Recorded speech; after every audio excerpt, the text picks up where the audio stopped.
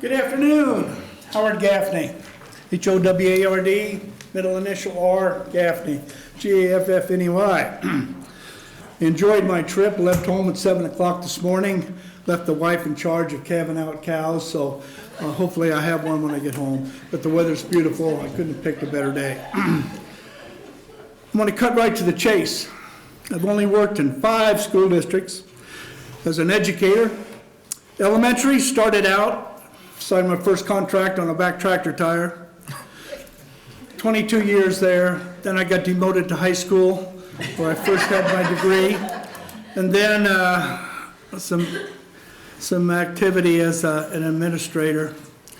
And then thought I was going to retire and just watch the south end of northbound cows.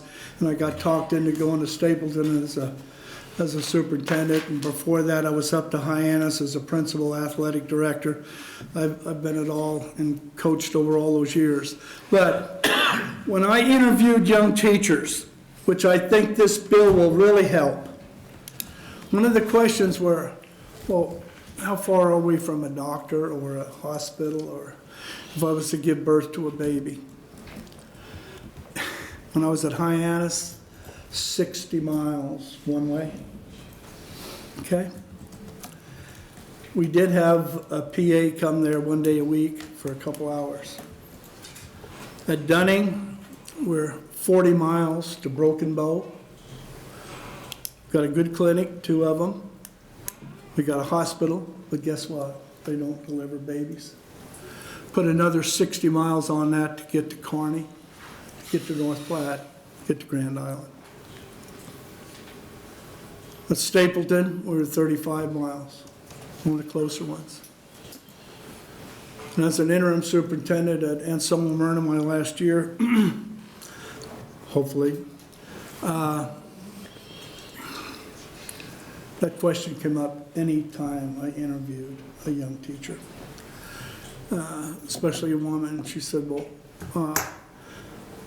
in several cases we had the husband taught there as well. That makes a great combination. But anyway, this bill should help us out, because when you got to travel those distances, somebody might have to do the driving, and it might probably have to be that spouse, unless you've got a really good neighbor. And so I really, really hope that you would consider getting this through for those of us that are trying to work with filling up these vacancies that we may have in the future in rural areas. Of course, I'm in Senator Storr area, and she was a substitute teacher for me at Hyannis, very good at that.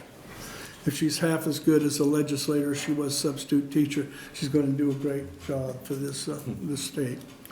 So, thank you. Any questions? If not, I started out kind of looking at the south end of northbound town, and now I'm here, and you're the other way around. Which do you enjoy the most? and I'll tell you what, at my age, and the last week and a half, you know, the weather was terrible out there. You're crazy to keep these cows around with the money they're bringing right now. Yep. In the winter, But yet I'd have to pay taxes for a change if I got rid of it. Well, thank you for testifying. Thank you for your time. Thanks for all your hard work. And I did run against Deb Fisher in 2002. Enough of that story. We have some follow-up questions.